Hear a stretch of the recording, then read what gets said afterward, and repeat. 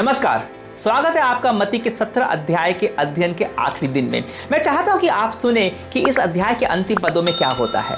यह चमत्कार जो यीशु करता है पद 24 से 27 में। जब वे कफरनहूम में पहुंचे तो मंदिर के लिए कर लेने वालों ने पतरस के पास आकर पूछा, क्या तुम्हारा गुरु मंदिर का कर नहीं देता? उसने कहा, हाँ देता है। जब वह घर में आया तो यीशु ने उसके पूछने से पहले उससे कहा, हे शमौन, तू क्या समझता है? पृथ्वी के राजा चुंगी या कर किन से लेते हैं, अपने पुत्रों से या परायों से? पतरस ने उससे कहा, परायों से। यीशु ने उससे कहा, तो पुत्र बच गए। फिर भी हम उन्हें ठोकर ना खिलाएं। तू झील के किनारे जाकर बंसी डाल और जो मछली पहले निकले उसे ले, तो तुझे उसका मुंह खोलने पर एक सिक्का मिलेगा। उसी को लेकर मेरे और अपने बदले उन्हें देना। यह बढ़िया चमत्कार है। यहाँ एक कर उनको, यीशु को और पतरस को देना था। अब यह समझना जरूरी है कि यह कोई राजकीय कर नहीं था। यह रोमियो शासन के लिए जाने वाला कर नहीं था। यह मंदिर के लिए जाने वाला एक कर था। यह कर मंदिर के रखरखाव के लिए लिया जाता था और यह हर साल देना होता था। यह कोई भेंट नहीं है, यह एक कर्तव्य था और वह कर यहूदी को देना पड़ता था, क्योंकि यही व्यवस्था थी, यही कानून था। यह एक तरह की सामाजिक और धार्मिक प्रतिबद्धता थी, कमिटमेंट था जो हर यहूदी को निभाना पड़ता था। और यीशु यहाँ अपने और पतरस दोनों के लिए उस कर को देता है। और इन पदों में दो बातें हैं जो मेरे को समझ में आती, जो मैं आपके साथ आज बांटना चाहूंगा। सबसे पहले यीशु पतरस से पूछता है कि पृथ्वी के राजा चुंगी या कर किन लोगों से लेते हैं, क्या पुत्रों से या परायों से? पतरस ने कहा कि परायों से। तो यीशु कहता है, तो पुत्र बच गए। यह मंदिर का कर था और यीशु मंदिर के पिता परमेश्वर का पुत्र है, परमेश्वर के राज्य का उत्तराधिकारी है। और बाइबल हमें बताती है कि यीशु के साथ परमेश्वर के राज्य के उत्तराधिकारी हम सभी विश्वासी भी हैं। और इस नजर से अगर देखा जाए तो यीशु को और पतरस को यह कर देने की कोई आवश्यकता नहीं है। वे लोग इससे स्वतंत्र है, स्वाधीन है, परंतु वे साथ में एक वयस्क यहूदी पुरुष भी हैं और इस नजर से उनके कुछ कर्तव्य हैं। और अगर वे यह कर्तव्य पूरा ना करते तो जो लोग कर लेने आए थे वो ठोकर खा जाते, उनको बुरा लगता। इसलिए यीशु ने कर दिया। अब यह हमें इस बात का एहसास दिलाता है कि एक विश्वासी होते हुए भी हमें अपनी स्वाधीनता का, अपने यीशु में जो हमारी स्वतंत्रता है, उसको कैसे दायित्व के साथ हमें जीना है। मैं इन पदों को परमेश्वर को देने के साथ जोड़ना नहीं चाहूंगा, क्योंकि आज की तारीख में हमें परमेश्वर के भवन में सिर्फ स्वेच्छा से देना होता है, कोई बाध्यता नहीं। हम देते हैं क्योंकि हम परमेश्वर से प्रेम करते हैं। पर यहाँ पे एक कर था। कलीसिया मंडली हमारे ऊपर कोई कर नहीं लगाती, कोई जोर जबरदस्ती नहीं करती है। तो मेरे को नहीं लगता कि इन पदों को हमें देने के साथ, परमेश्वर को देने के साथ जोड़ना चाहिए। परंतु इसके अलावा बहुत सारे कर्तव्य हैं जो हमें निभाने पड़ते हैं, जिसके लिए संसाधनों की जरूरत पड़ती है। हमारे समाज के प्रति, हमारे देश के प्रति हमारा एक दायित्व है। हम जहां रह रहे हैं उस स्थान के प्रति हमारा कुछ दायित्व है। हम यह कह के कि हम तो स्वर्ग के राज्य के नागरिक हैं, उन दायित्वों से मुंह नहीं मोड़ सकते। हम अपनी मन मर्जी नहीं कर सकते, क्योंकि इससे दूसरे लोग ठोकर खा सकते हैं। यीशु कहते हैं कि हम कर देने से बचे हुए हैं, क्योंकि हम तो पुत्र हैं। कौन है पुत्र? जो विश्वासी है, जो चेला है यीशु मसीह का। और हम लोग इस संसार के उत्तराधिकारी हैं। संसार कल हमारा होने वाला है यीशु में। और कौन है पराये? जो अभी यीशु को नहीं मानते।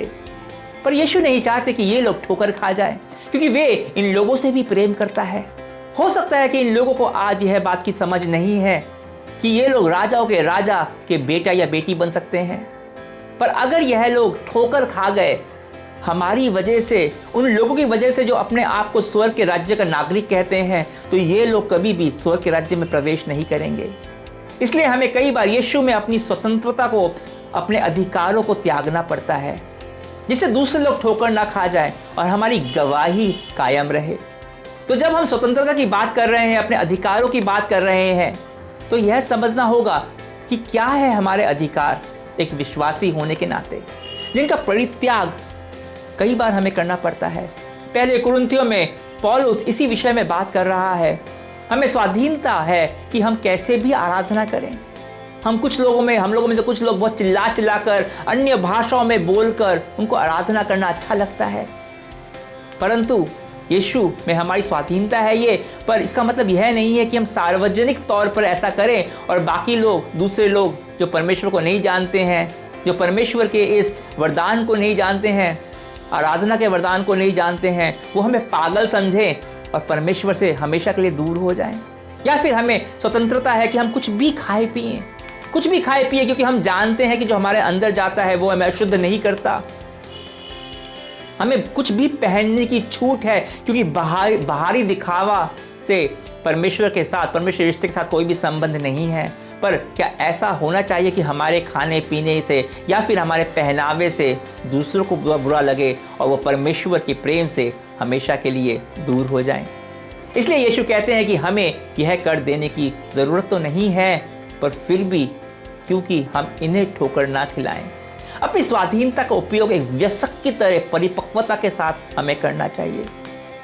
हम सच्चे यीशु के चेले होने की निशानी यही है। प्रेम के लिए अपने अधिकारों को त्याग करना वही असली स्वाधीनता है। हमें याद रखना है कि हम स्वर्ग के नागरिक हैं, स्वर्ग के राज्य के नागरिक हैं, पर साथ में हम भारत के नागरिक भी हैं। इसलिए इसकी सभ्यता का, इसकी संस्कृति का हमें आदर करना चाहिए। यहाँ की संस्कृति का आदर करते हुए करना हमारा कर्तव्य है। यहाँ की व्यवस्था और कानून को मानना वो हमारा दायित्व है। दूसरी बात जो मुझे इन पदों में समझ में आती है, जो सीखने को मिलती है, कि अपने कर्तव्य और दायित्व का निर्वाह करने के लिए परमेश्वर हमें संसाधन देता है। यीशु कहते हैं कि जा और झील में बंसी डाल और जो पहली मछली मिलेगी उसके मुंह में जो पैसा चाहिए वो होगा। अब सुनने में तो यह चमत्कार लगता है, परंतु क्या यह हमारे और आपके जीवन की सच्चाई नहीं है? हमारे पास जो कुछ भी है, क्या वो परमेश्वर का दिया हुआ नहीं है? फर्क नहीं पड़ता कि वो मछली के मुंह से आया या फिर मेरी नौकरी से या व्यवसाय से। आप जरा सोच के देखिए तो आपको जो नौकरी कर रहे हैं, जो काम कर रहे हैं, जिससे आपका घर चलता है, वो आपको कैसे मिली? कैसे आपने वो व्यवसाय शुरू किया? कितने सारे अलग अलग पार्ट थे, कितने एक पजल के जो एक साथ आकर जुड़ गए। अगर इस चमत्कार में देखें तो परमेश्वर ने बहुत ही योजनाबद्ध तरीके से ये सब किया होगा। किसी ने झील में सिक्का डाला होगा और एक मछली ने उसको खा लिया होगा, और उसने उसके सिक्का उसके पेट में नहीं गया, उसके मुंह में रह गया होगा। और ठीक जिस समय पतरस अपना मछली पकड़ने के लिए बंसी डाल रहा था, उसी वक्त वो मछली वहां से गुजरी होगी और उसमें अटक गई होगी, फंस गई होगी।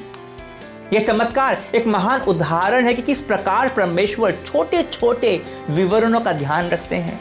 कैसे आपके और मेरे जीवन की आवश्यकताओं को पूरा करने के लिए छोटी छोटी बातों को सुनियोजित ढंग से वो निर्देश देते हैं, और फिर कैसे वह आपको मौके के लिए सही जगह पर भेजते हैं। कैसे आप सही जगह पे आप फोन करते हैं और आपके दरवाजे खुल जाते हैं, और उसके माध्यम से परमेश्वर हमें हमारे संसाधन देते हैं, जिससे हम अपने कर्तव्यों का निर्वाह कर सकते हैं। और जब हम उन संसाधनों को, चाहे वो धन हो या फिर समय हो या फिर ऊर्जा, उसका उपयोग परमेश्वर का धन्यवाद देते हुए अपने दायित्व और कर्तव्यों को पूरा करने के लिए करते हैं, तो हम उस परमेश्वर का आभार व्यक्त कर रहे होते हैं जो हमें संसाधन देता है। हमारे पास जो कुछ भी है उसके पीछे एक चमत्कार है। परमेश्वर का सुनियोजित तरह से उसके पीछे उसने काम किया है। न वो हमारी काबिलियत के वजह से है, न ही वो कोई संयोग है, परंतु वो सब परमेश्वर का चमत्कार है। और हम कई बार उस चमत्कार को पहचानने से, उसको स्वीकारने से हम अक्सर चूक जाते हैं। तो आइए थोड़ा सा समय हम उस परमेश्वर को धन्यवाद देते हुए बिताएं, जो हमारी सारी आवश्यकता को पूरा करता है और सारे कर्तव्यों को पूरा करने का संसाधन देता है। प्रभु, हम प्रार्थना करते हैं कि हम अपनी स्वाधीनता को ऐसे जिए कि लोग तेरे पास आए, तेरे से दूर ना हट जाए। तेरा धन्यवाद करते हैं कि तूने हमारे जीवन में सारी घटनाओं को सुनियोजित ढंग से निर्देशित किया है। जो कुछ हमने सीखा उसको सीखने का अवसर तूने दिया है। जो कुछ भी करके या जिस प्रकार से भी तू हमें हमारे संसाधनों को दे रहा है, हमारी ज़रूरतों को, हमारी आवश्यकता को पूरा कर रहा है, जिससे हम अपना दायित्व निभा सकें, उसके लिए हम तेरा धन्यवाद करते हैं। हम तेरे पर निर्भर हैं, हमेशा तेरे पर निर्भर रहें। और साथ में तू जो हमें करने को बोलता है, चाहे वो जितना भी अजीब क्यों ना लगे, हम करें। कि अगर पतरस यीशु की बात सुनकर वो बंसी समुद्र में नहीं डालता तो वो मछली नहीं निकलती। कई बार तुम्हें ऐसी जगह भेजता है, ऐसा कुछ करने को बोलता है जो हमें अजीब लगता है, पर परमेश्वर पिता प्रभु, हम तेरे पर भरोसा करते हुए जैसा तू हमें करने को बोलता है हम करें। हम उस स्थान पे रहें जहाँ पे हमारी ज़रूरतें पूरी होती हैं। यीशु के नाम से प्रार्थना करते हैं, आमीन। अगले सप्ताह हमारे साथ जुड़ना मत भूलिएगा। एक बच्चे से परमेश्वर के राज्य में महानतम होने के बारे में सीखेंगे। हम जानेंगे किस बात से परमेश्वर के हृदय को खुशी मिलती है, और हम क्षमा के बारे में और ज़्यादा सीखेंगे उस प्रश्न से जो पतरस पूछने वाला है। तब तक के लिए आज्ञा दीजिए। परमेश्वर की महिमा हो।